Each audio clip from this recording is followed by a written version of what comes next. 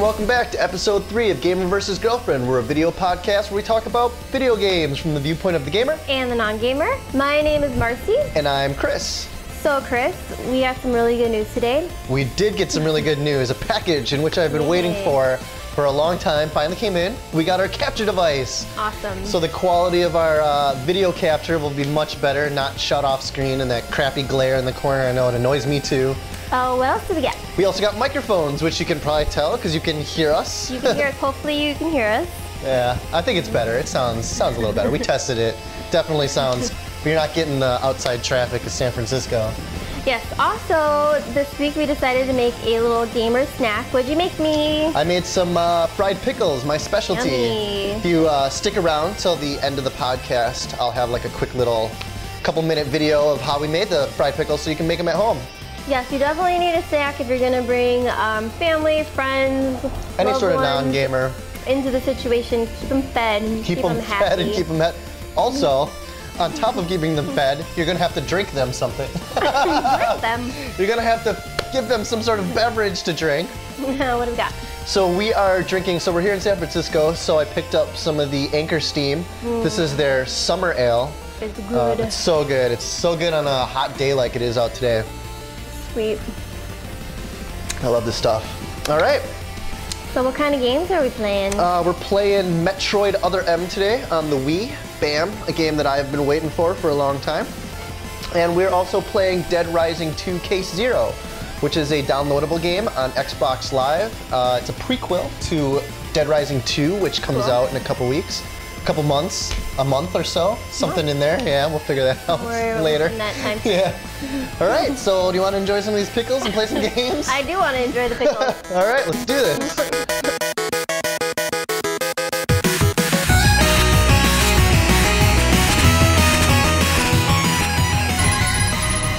Why am I still alive?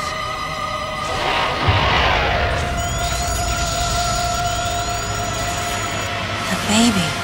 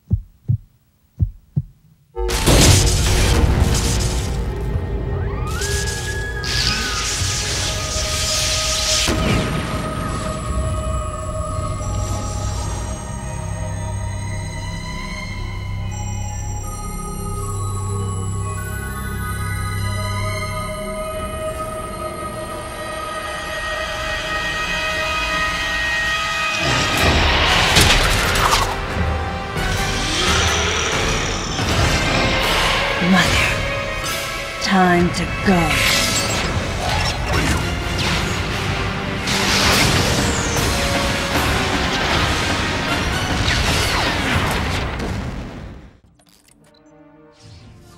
All right, Metroid.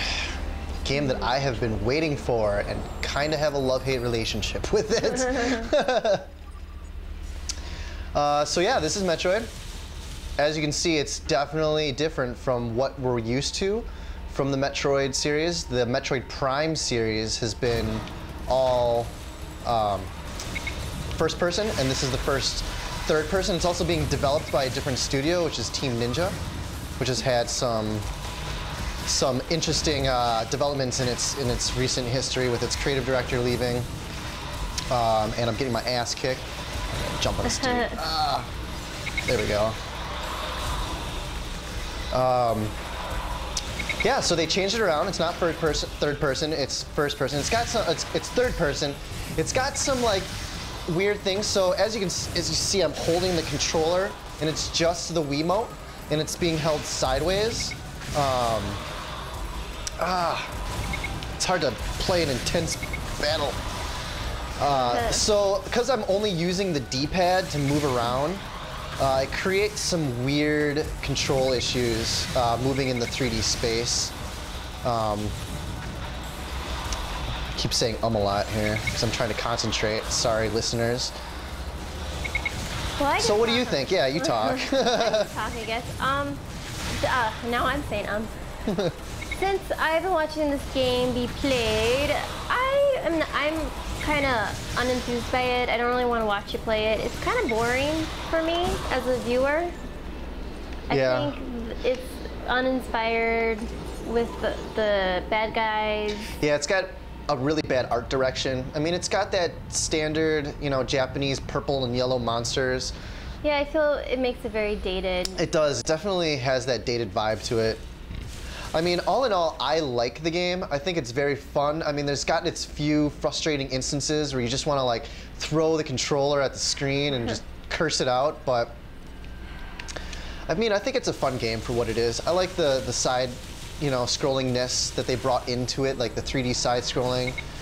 We've been getting a lot of first-person Metroids with the Prime series, so it's good to see something a little bit different.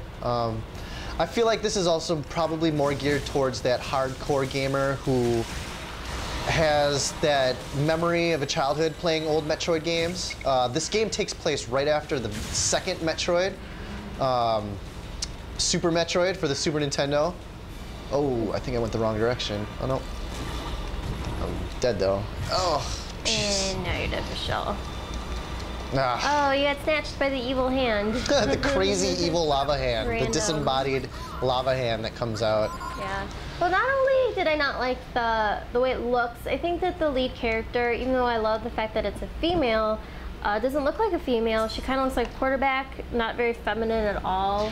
Right, and I should mention, because all of the gamers are probably screaming at their screen right now, but that was kind of the intent with the first Metroid game, is that you didn't know that she was a woman until, you didn't know that she was a woman until the end of the game, and you're like, whoa, Samus is a chick.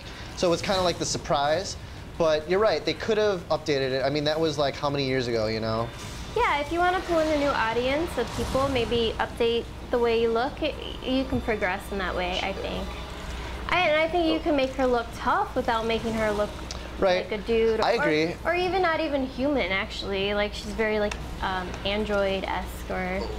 She's a space bounty hunter. Space hunter woman. I don't even know where I'm supposed to go right now. Yeah, I think you went the wrong way again. I think I was supposed to. So you can shoot your that crazy disembodied hand. So you can turn by turning the Wiimote like straight forward like that. You can like go into first person view, and I think that's what I was supposed to do right there, and then shoot it out. This little run right here seems like it's testing all of the abilities with Samus. But you're right. I mean, the art direction is pretty standard. It is what it is for like a Japanese game and being developed by Team Ninja. It's got some interesting, you know, third person, first person stuff going on. I don't think it's for, you know, that gamer, the non-game. I don't think it's for the non-gamer or the girlfriend, or for the girlfriend to watch at all. Yeah, play this one alone. It's definitely a game you want to play alone. And you really, I think you need to be invested in the series. Oh, where do I go? See, well, this is the first person view. That's obviously not. Oh, there we go. Oh, weird.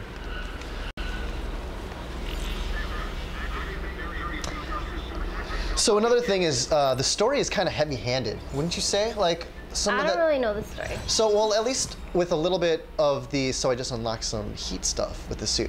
But the little bit of the story that you did see with like her talking, it seemed like the voice acting was really bad with her. Oh, you mean it's bad? It's really bad. Like it's very heavy-handed, coming across. It's trying to convey. I just think the acting's really bad. Yeah, the acting is really bad. It's trying to convey its emotions too heavy-handedly, and it's kind of like her trying to cope with the idea of who she is as a woman and as a space bounty hunter. Well, maybe if she took the suit off, she would find her womanhood. She wouldn't feel so much like a man. Oh, Jesus. Oh, another boss battle. Another boss battle. They throw boss battles left and right at you, which is fun. It can be very frustrating. So there's some more of that first-person stuff. But you can shoot your missiles in first person. The only thing that's kind of lame about that is that you can't move in space. You're kind of stuck where you are when you go into first person, which kind of leaves you vulnerable to attacks. And another thing is that the only actual story I've seen was in the beginning. There's no cutscenes. There hasn't been a lot since we've been playing, no. There was a lot of cutscenes in the beginning. There's a story that they are trying to convey. There's some crazy space marines. They're on a ship that they're investigating, which is also kind of weird because there's like this lava world and like you saw other lush greenery and we're inside of a ship, you know? It's kind of weird. But yeah, there's like space marines, like get your halo out of my Metroid, you know? Get your halo out of my Metroid? Yeah. Or more like get my halo out of your Metroid. I don't know. I'm more of a Halo nerd. I prefer that over this. I mean, I don't know. This can be downright frustrating at times. Seems pretty frustrating. Bam! So I'm probably gonna just die here. All right, that's the good place to end. Yeah, you know, you heard what we had to say. I like it. I think it's a fun game. I wouldn't want to watch that ever again. Yeah, it's kind of hard to... It's hard to watch. It's a hard watcher. Yeah, and it's not as difficult as it seems. It's hard for me to play and talk at the same time. So, I mean, I would recommend it if you have a Wii and you're looking for something to play and you like these sort of, you know, games. But if you're not into this stuff, definitely don't. All right. Don't waste your time. Cool. All right, let's go on to the next game.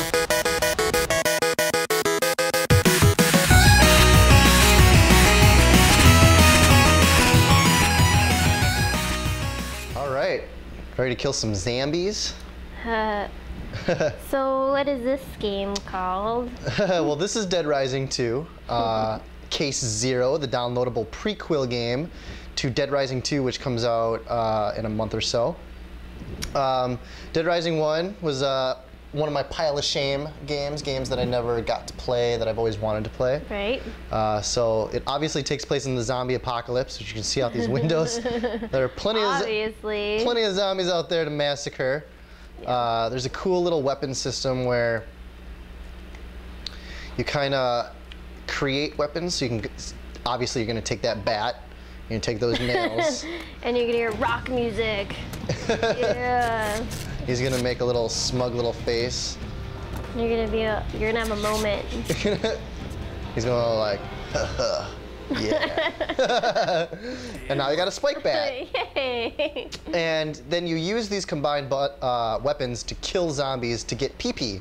Well, what's pee-pee? It's what you excrete out of your body. No. Jesus. No, it's prestige points. It's your kind of way to level up your guy throughout the game. So I'm gonna take this bucket and this drill because it's gonna create a very funny moment later on. It's gonna create the bucket drill head thing, and then you combine the thing there. Yeah, so this is a prequel, obviously. The story takes place 3 years before the events of Dead Rising 2, which takes place in Las Vegas, and this takes place in a little town right out of Las Vegas. There's like other survivors that you need to go save. There's your little daughter, which is right here, and she your little daughter who has been infected. Drink a little bit. Too many of these summer ales. She has been infected with the zombie virus. So I need to get Zombrex, which is like the old, or is what vaccine is the vaccine that they use. Sorry. Is the vaccine that they use, and I need to give it to her every few hours, twice a day, actually. So I'm gonna go out, and then there's also a bike here that I'm trying to build to get us out of this place. So let's go investigate a little bit. So let's go see these zombies. You know what? I gotta tell you, I'm so over zombies right now.